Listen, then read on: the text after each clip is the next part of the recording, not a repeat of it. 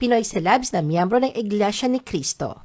Bata pa lamang si Ruru Madrid ay miyembro na siya at ang kanyang pamilya ng INC. Sa isang panayam bago magkaroon ng pandemic, kinuwento ni Ruru na talagang active siya sa pagsamba. Bago pa lumipat sa GMA, naging kaibigan na ni John Lucas si Ruru dahil magkapatid sila sa pananampalataya. Kilalang miyembro din ng Iglesia ni Cristo si Gladys Reyes. Bukod sa kanyang tagumpay sa showbiz, kilala rin siya sa kanyang dedikasyon sa kanyang pananampalataya. Magkarelasyon pa lang sila ni Gladys Reyes noong umanib si Christopher Rojas sa Iglesia ni Cristo. Bago maging Iglesia ni Cristo, isang non-practicing Catholic si Victor Neri. Noong November 2017, nagpa-convert si Victor bilang bagong miyembro ng INC.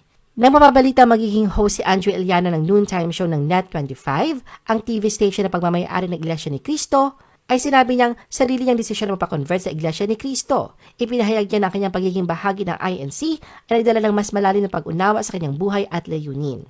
Nagdesisyon si Snooki Serra na umanib sa Iglesia ni Cristo pagkatapos niyang gumaling sa isang malalang sakit.